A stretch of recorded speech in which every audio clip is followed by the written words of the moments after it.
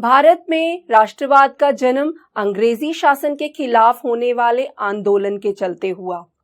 लोग अंग्रेजों की दमनकारी नीतियों से परेशान हो चुके थे और औपनिवेशिक शासकों के खिलाफ संघर्ष करते हुए वे अपनी एकता की ताकत को पहचानने लगे थे। लेकिन सभी वर्गों और समूहों पर उपनिवेशवाद का एक जैसा असर नहीं हुआ था और इसलिए उनके लिए आजादी के मायने भी अलग अलग थे। ऐसे में महात्मा गांधी ने अलग अलग समूहों को साथ लाने का प्रयास किया और एक विशाल आंदोलन चलाया। लेकिन इसके बावजूद भी उन समूहों में कभी-कभी आपसी टकराव दिखाई देता था। बच्चों, इससे पहले भी आपने भारत में राष्ट्रवाद के बारे में पढ़ा होगा। आज के अध्याय में हम 1920 के दशक से आगे के भारत के स्वतंत्रता संग्राम के बारे में पढ़ेंगे कि किस तरह उस समय लोगों में राष्ट्रवाद की भावना पैदा करने का प्रयास किया गया, किस तरह उन्हें एक साथ लाने की कोशिश की गई और जिसके वजह से आज हमें आजादी मिल चुकी है।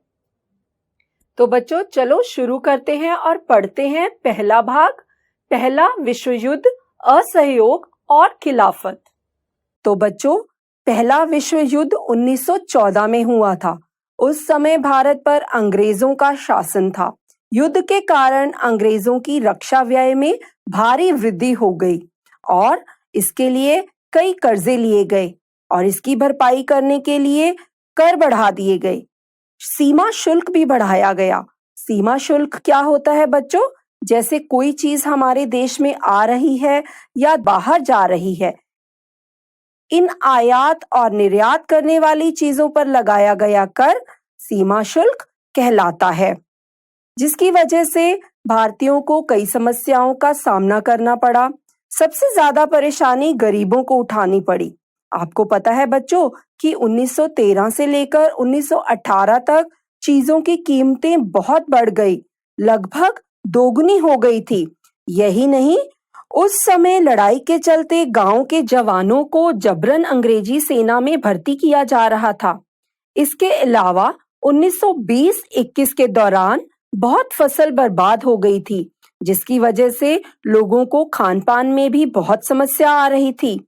यह क्या कम था कि उस समय एक और समस्या ने जन्म ले लिया। बच्चों, फ्लू की बीमारी फैल गई और 1921 की जनगणना के मुताबिक तकरीबन 120 से लेकर 130 लाख लोगों की मौत हो गई। लोगों को लगा कि युद्ध के बाद शायद मुसीबतें खत्म हो जाएंगी, लेकिन ऐसा कुछ भी नहीं हुआ। इसी समय एक शख्स का आगमन हुआ जिसने संघर्ष का एक अनूठा तरीका अपनाया और वह तरीका था सत्याग्रह। बच्चों, आपने कई बार सत्याग्रह के बारे में सुना होगा और आपको ये भी पता होगा कि सत्याग्रह महात्मा गांधी द्वारा चलाया गया था। सत्याग्रह का अर्थ क्या होता है?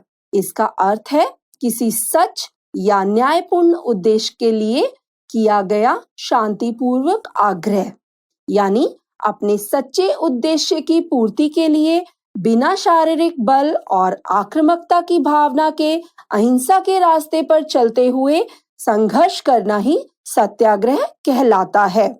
और यही था महात्मा गांधी का हथियार। बच्चों, महात्मा गांधी पहले दक्षिण अफ्रीका में थे और 1915 में भारत लौटे थे।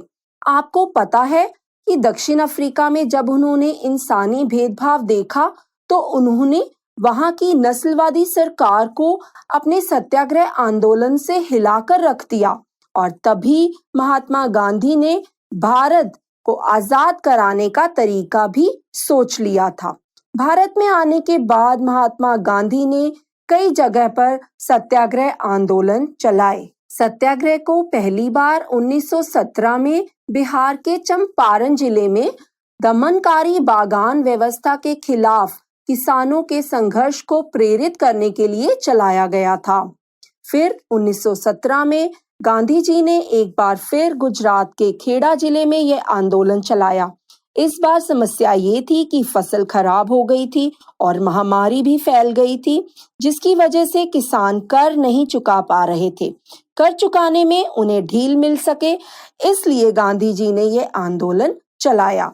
और जो तीसरा आंदोलन था बच्चों, वो आंदोलन 1918 में अहमदाबाद में सूती कपड़े के कारखानों में काम करने वाले मजदूरों के वेतन को बढ़वाने के लिए चलाया गया।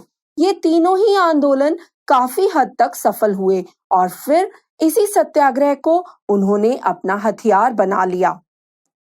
तो बच्चों, आओ हम पढ़ते हैं राउल्ट एक्ट के बारे में। ये राउल्ट एक्ट क्या था? बच्चों, अंग्रेजों ने 1919 में एक कानून पास किया जिसमें उन्हें राजनीतिक कैदियों को बिना मुकदमे के 2 साल तक बंद रखने का अधिकार मिल गया था। महात्मा गांधी ने इसी अन्यायपूर्ण कानून के खिलाफ आवाज उठाई और मानवीय अधिकार के लिए अहिंसा यानी बिना लड़ाई झगड़े के रास्ते पर चलकर रॉलेट सत्याग्रह प्रारंभ किया। तो बच्चों, आप जानना चाहोगे क्या हुआ इस आंदोलन में? लोगों ने अपनी दुकानें बंद कर दी, रैलियों और जुलूसों का आयोजन किया गया और सभी लोग हड़ताल पर चले गए। पंजाब के अमृतसर शहर के नेताओं को हिरासत में ले लिया गया। इसके साथ ही गांधी जी का दिल्ली में प्रवेश बंद कर दिया गया था। और फिर एक बहुत ही दुखदाई घटना हुई जिसमें 10 अप्रैल को पुलिस ने अमृतसर में शांतिपूर्वक जुलूस पर गोलियां चला दी, जिसके बाद बच्चों लोगों में गुस्सा बढ़ गया और उन्होंने बैंकों, डाकखानों और रेलवे स्टेशन आदि पर हमला शुरू कर दिया। इन हमलों को देखते हुए अंग्रेजी सरकार ने मार्शल लॉ पास कर दिया। क्या आप जानते हैं बच्चों मार्शल लॉ क्या होता है? मार्शल लॉ में जो मिलिट्री का सबसे उच्च पद का अधिकारी होता है, उसी के निर्देश का पालन करना पड़ता है और उस समय ये कमान जनरल डायर को सौंपी गई। बच्चों, अब हम पढ़ते हैं इसी से जुड़ी हुई एक और दर्दनाक घटना के बारे में।